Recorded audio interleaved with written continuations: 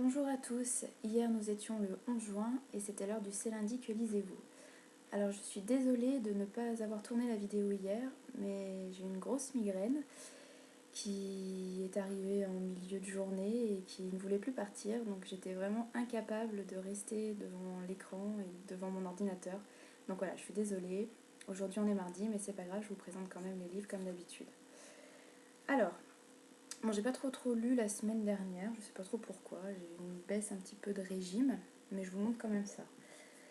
Lundi dernier, je vous présentais La peau de César, que j'avais bien entamée, et il me restait une centaine de pages, il me semble, à lire. Donc je l'ai terminé le lendemain, il me semble. Comme prévu, j'ai beaucoup aimé. J'ai été assez surprise par le dénouement de cette enquête, parce que c'est une petite enquête, un petit livre policier, assez court, 200 et quelques pages, 240 pages à peu près, voilà. Donc j'étais assez surprise, pas par la complexité de l'affaire, parce que au contraire, finalement, la résolution de l'enquête est assez simple, mais c'est tellement simple qu'il fallait y penser. Donc voilà, très sympa. Barjavel, comme d'habitude, ça se lit super bien. J'ai beaucoup aimé l'humour qu'on retrouve un petit peu dans ce texte. Et puis cet aspect un petit peu théâtral avec la reprise de la pièce Jules César de Shakespeare. Donc voilà, très sympa, La peau de César de René Barjavel, son dernier roman et son seul roman policier. Je vous le conseille si vous avez envie de découvrir l'auteur. Souvent, ceux qui ne connaissent pas trop Barjavel pensent qu'il a fait que de la SF, de l'anticipation, pardon, je suis fatiguée. Et en fait, non, il a fait beaucoup de choses, il a fait des biographies, il a fait des essais, et donc ce seul roman policier. Donc si vous n'aimez pas trop Barjavel en SF, peut-être que vous pouvez tester en policier ou dans d'autres genres, ça vous plaira peut-être. Donc j'ai fini ce livre-là mardi, il me semble, et j'ai ensuite commencé L'âge des miracles de Karen Thompson Walker. Je l'ai commencé et je l'ai terminé en fin de semaine dernière. Alors, j'ai aimé, mais par contre, autant vous le dire tout de suite, ce livre-là, c'est un livre qui déprime un petit peu. J'ai voulu le terminer un soir, il me restait une cinquantaine de pages, donc je l'ai terminé à minuit ou 1h du matin, et je suis allée me coucher, mais déprimée, j'ai cru que j'allais sauter par ma fenêtre, tellement cette histoire, voilà, pour ceux qui n'ont pas le moral, c'est pas trop la bonne idée. Alors, je vous résume un petit peu ce qui se passe. Donc, on suit Julia qui a 12 ans, enfin qui va sur ses 12 ans, et en fait, je pense qu'on est au 21e siècle. La date n'est pas précisée, mais on se doute que c'est dans les années à venir, pourquoi pas en 2012. Et en ce mois d'octobre, on se rend compte que les jours commencent à s'allonger. Donc au début, c'est quelques minutes, quelques heures, et puis plus ça va, plus les journées sont longues. Donc ça entraîne tout un tas de petites choses. Le soleil tape fort pendant des heures et des heures. Et ensuite, la nuit dure plus longtemps aussi. Donc vous vous doutez qu'il y a tout plein de répercussions sur la planète. Les animaux commencent à être un petit peu perturbés, les oiseaux meurent, les baleines s'échouent. Il y a un petit souci au niveau des plantes et des fruits, il y en a de moins en moins. Enfin bref, c'est un petit peu la panique. Et on suit Julia qui va sur ses 12 ans et qui vit tout ça. Donc c'est un petit peu son journal. Et donc déjà Julia est une adolescente un petit peu triste, renfermée. Et avec ce qui se passe, ça s'arrange pas trop. Et franchement, c'est pas très gai. Bon, c'est super intéressant par contre de voir un petit peu ce qui se passe en cas de fin du monde. Mais c'est pas génial si vous n'avez pas le moral. Voilà, L'âge des miracles de Karen Thompson Walker, c'est chez Presse de la Cité. Alors c'est ce que je vous disais la semaine dernière en vous le présentant. Ça c'est la version adulte, mais il existe une version young adulte. Et c'est en fait, la couverture, c'est cette jeune fille, Julia, qui est sur la couverture. Voilà. Donc je le conseille parce que c'est intéressant, mais par contre, oui, si vous n'avez pas le moral, c'est pas le moment. Et si en plus vous avez un petit peu peur de la fin du monde, franchement, c'est pas rassurant. J'ai ensuite commencé le premier tome de Hanté de Maureen Johnson, publié chez Michel Lafon. Vous avez dit que je commencerais peut-être Night School et finalement j'ai commencé celui-là.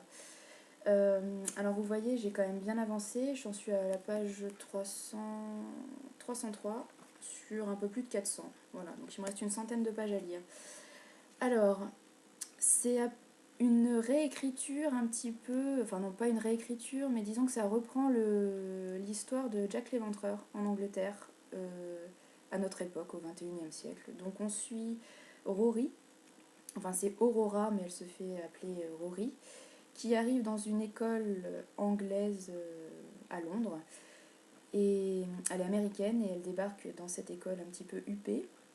Et en fait, à son arrivée, dans les jours qui suivent, les meurtres de Jack l'Éventreur sont reproduits dans des endroits similaires, avec des victimes qui ont des noms proches des victimes de la fin du 19e siècle. Donc voilà, on se demande si c'est un copycat, comme on appelle ça aux États-Unis. Euh, donc voilà, j'ai lu donc 300 pages. J'avoue que les premières centaines de pages ont été un petit peu longues. J'ai un petit peu peiné. C'est pas désagréable à lire, mais disons que je suis pas vraiment pressée d'ouvrir mon livre et de continuer. En plus, Rory, elle est sympa, mais sans plus, je la trouve pas hyper attachante. Et finalement, tout ce qui se passe autour, c'est pas inintéressant, mais c'est pas non plus très original. Enfin, disons qu'on se doutait de ce qui se passe. Donc il me reste une centaine de pages, peut-être que je vais changer d'avis avec la résolution de l'enquête, puisqu'on a une petite enquête. On cherche qui est ce serial killer qui reproduit les meurtres de Jack l'Éventreur. Donc voilà, j'attends beaucoup des 100 dernières pages. J'espère que ça va bouger un petit peu et que ça va me surprendre, parce que pour le moment, c'est sympa, mais c'est pas non plus génial. Voilà.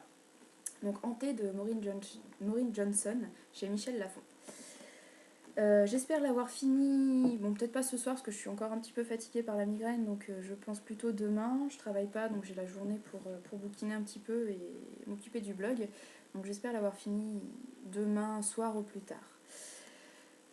Donc dans les jours à venir, j'espère que je pourrai commencer Night School,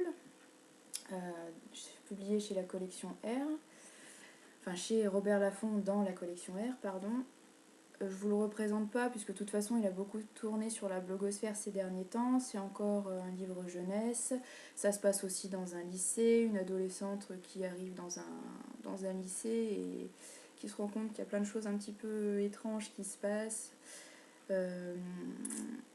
Oui, apparemment il y a une espèce de communauté ou association, je sais pas comment on peut dire ça, dans le lycée qui se fait appeler la Night School et qui font des choses un petit peu bizarres la nuit. Donc voilà, on verra. Apparemment, ça sera en 5 tomes et j'ai eu des échos un petit peu mitigés. Donc je vous parle de ça, j'espère lundi prochain. J'espère pouvoir le commencer. J'ai prévu un autre livre, mais on est déjà mardi et je sais pas du tout quel sera mon rythme de lecture d'ici la fin de la semaine. S'il y a encore des orages, je pense que les migraines vont se multiplier, donc je pense que je serai pas très en forme. Je vous présente juste ce petit livre. Je sais pas du tout si je le commencerai, mais au cas où, voilà, je vous le présente. Alors c'est L'amour sans le faire de Serge Joncourt. J'ai vraiment du mal aujourd'hui, je suis désolée. Alors vous voyez, c'est des épreuves non corrigées. Je l'ai reçu à l'occasion de la rentrée littéraire grâce à Lipfly. Donc voilà, c'est de la littérature contemporaine française. J'en lis très peu, à part justement pour l'occasion de la rentrée littéraire. L'année dernière, j'avais déjà participé à l'opération Lipfly de la rentrée littéraire.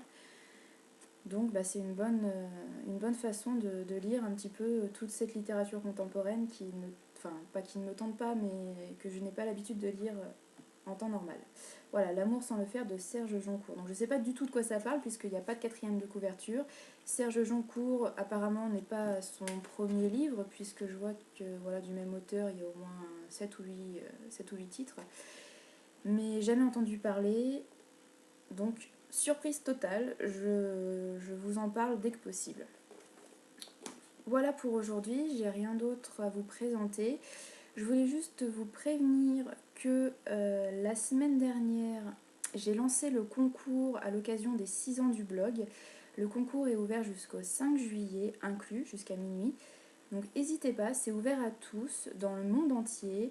Même les gens que je connais pas trop, si vous montrez que vous êtes motivé et que vous avez un réel intérêt pour les livres proposés, vous pouvez tenter votre chance. Il y aura 6 gagnants, il y a des livres dédicacés, il y a des livres que j'aime énormément.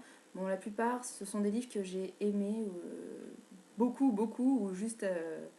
enfin, j'avais envie de vous présenter de toute façon des livres qui m'ont plu et qui ont eu un impact sur ma vie de lectrice. Donc voilà, 6 gagnants, c'est ouvert jusqu'au 5 juillet, n'hésitez pas, allez-y, participez, je vous attends. Je voulais aussi vous dire que je suis désolée, mais que nous sommes déjà le 12, et donc vendredi, vous n'êtes pas sans savoir que c'est censé être le 6e numéro du 15 littéraire. Mais j'ai pas du tout commencé, je pense que je n'aurai pas le temps, je suis très fatiguée, je suis désolée, mais vraiment j'ai pas envie de vous offrir un numéro bâclé. C'est soit je le fais bien, soit je le fais pas, et là je sais que de toute façon d'ici vendredi j'aurai pas le temps de vous présenter quelque chose de bien, donc je préfère ne pas faire de 15 littéraires. Je suis vraiment désolée, je me rattraperai au mois de juillet, mais pour ce mois-ci, voilà, c'est non, il n'y aura pas de 15 littéraires, je suis vraiment désolée. En attendant, rabattez-vous sur le concours des 6 ans. Je vais essayer de mettre en place une autre petite chose, ça sera un autre petit rendez-vous mensuel. Par contre, ce sera beaucoup moins développé que le 15 littéraire et ce sera pas sur la littérature. Je vous en dis pas plus, mais c'est pour vous présenter un petit peu mon univers parce que ma vie ne se résume pas au livre, même si on peut le penser en voyant le blog et tout ce que je fais autour. Mais voilà, j'avais envie de vous montrer un petit peu ce qui fait ma vie à côté des livres. Alors ça sera un tout petit numéro, un tout petit rendez-vous. Alors vous attendez pas à quelque chose de très développé parce que j'ai déjà pas le temps de m'occuper vraiment du 15 littéraire, donc c'est pas pour en plus me donner du travail à côté. Ce sera vraiment voilà, un petit clin d'œil, une petite pause dans le mois pour vous présenter quelque chose qui me tient à cœur. Alors peut-être que j'essaierai de publier ça le 15 pour vous faire oublier la déception de ne pas avoir de 15 littéraires. Sinon je pense que ce sera régulièrement mis en ligne le 20 de chaque mois. Pardon. Voilà, ça sera un petit rendez-vous en plus. Voilà, je vous souhaite une bonne fin de semaine. Ah oui, je voulais aussi vous dire que promis, demain, je m'attelle au rendez-vous des sorties du mois. J'ai jamais été aussi en retard que ce mois-ci. Je suis vraiment désolée avec les imaginales, la fatigue, j'ai vraiment pas eu le temps. Voilà, demain, d'ici la fin de la journée, demain, vous avez toutes les sorties du mois de juin, c'est promis. J'ai déjà commencé de chercher, j'ai déjà commencé de mettre ça un petit peu en forme, donc d'ici demain soir, vous avez ça. Voilà, je vous souhaite une bonne fin de semaine, de bonnes lectures. J'espère que vous avez meilleur temps qu'à Lyon, parce que les orages et la pluie, j'aime pas trop la chaleur, mais là, ça commence un petit peu à faire. Donc j'espère que vous êtes plus chanceux de ce côté-là. Je vous souhaite une bonne fin de semaine, bonne lecture, et à lundi prochain, j'espère.